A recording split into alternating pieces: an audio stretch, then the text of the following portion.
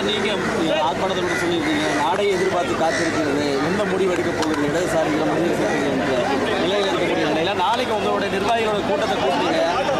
காலையில் இந்த கூட்டம் நடைபெற்றாக்கா எப்பொழுது உடனடியாக அந்த முடிவுகள் அறிவிக்கப்படுமா? குறிப்பாக தமிழகத்தில் இன்னும் ஆட்சி அமைக்காமல் கூட்டம் முடிஞ்ச பிறகு தானே சொல்ல முடியும்.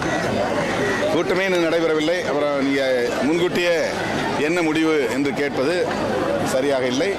கூட்டம் முடிந்த பிறகு பத்திரிகையாளர்களை அழைத்து முறைப்படி எங்கள் நிலைப்பாட்டை சொல்லுவோம். ஆனால் இடதுசாரி கட்சிகள் சிபிஐ, சிபிஎம் தலா 2 சட்டமன்ற உறுப்பினர்களை கொண்டிருக்கிற நிலையில் அவர்கள் மாநில குழுவிலே எடுக்கிற முடிவையும் அறிந்துதான் எங்கள் முடிவை நாங்கள் அறிவிக்க முடிவெடுத்திருக்கிறோம்.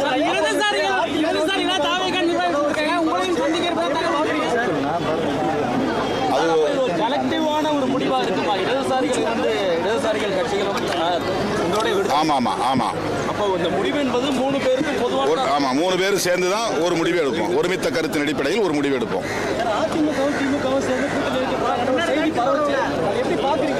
அது இன்னும் ஒரு ஷேப்புக்கு வந்த மாதிரி தெரியல, ஒரு வடிவத்துக்கு வந்த மாதிரி தெரியல.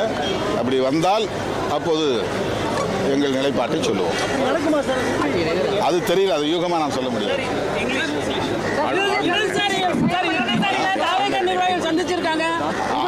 தமிழக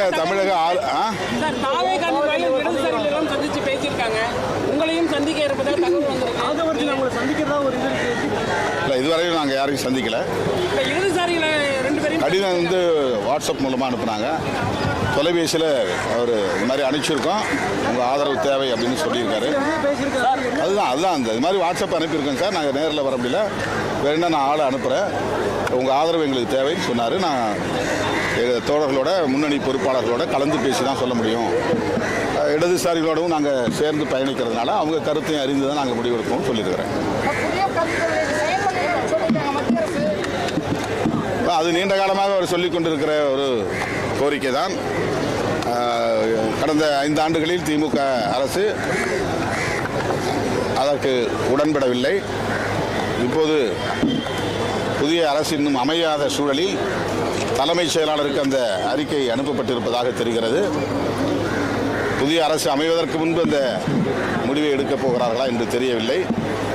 புதிய அரசு வந்து என்ன செய்ய போகிறது என்றும் பொறுத்திருந்து தான் பார்க்க வேண்டும். ஆளுநர் அவர்களுடைய அணுகுமுறை அதிர்ச்சி அளிப்பதாக இருக்கிறது.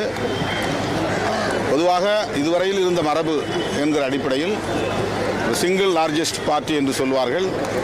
தனி பெரும் கட்சி அதிக இடங்களில் அல்லது கூடுதலான இடங்களில் வெற்றி பெற்ற ஒரு கட்சியை பதவியேற்க அனுமதிப்பது, அதன் பின்னர் சட்டப்பேரவையில் அப்சல்யூட் மெஜாரிட்டி என்று சொல்லப்படக்கூடிய ஆட்சி அமைப்பதற்கு தேவையான எண்ணிக்கையை உறுதி செய்ய வேண்டும். அதாவது அதை 118 இடங்கள் அல்லது எண்ணிக்கை இருக்கிறது என்பதை உறுதி செய்ய வேண்டும் என்ற நடைமுறையைத்தான் பின்பற்றி வந்ததாக நாம் அறிகிறோம். இப்போது 118 பேருடைய ஆதரவு இருக்கிறது என்கிற ஆதாரம் தேவை. யாரெல்லாம் உங்களை ஆதரிக்கிறார்கள் என்பதற்கான ஆதாரம் தேவை என்று ஆளுநர் சொல்லியிருப்பதாகவும், அவ்வாறு அதை நீங்கள் இதுவரையில் காட்டவில்லை என்கிற கருத்தை எழுத்துப்பூர்வமாக தந்திருப்பதாகவும் தெரிகிறது. இது திட்டமிட்டு அவர்கள் தருகிற ஒரு நெருக்கடியாகத்தான் பொதுமக்களாலும் அறிய முடிகிறது. அதற்கு காங்கிரஸோடு தாவேகா கொண்டிருக்கிற நட்பும் ஒரு காரணம் என்று சொல்லப்படுகிறது. அதை ஒரு காரணமாக வைத்து அவர்கள் இது போன்ற நடவடிக்கையை மேற்கொள்வது என்பது ஜனநாயகத்திற்கு உகந்ததல்ல. எனவே ஏற்கனவே இதை நாங்கள் இந்த போக்கை கண்டித்திருக்கிறோம்.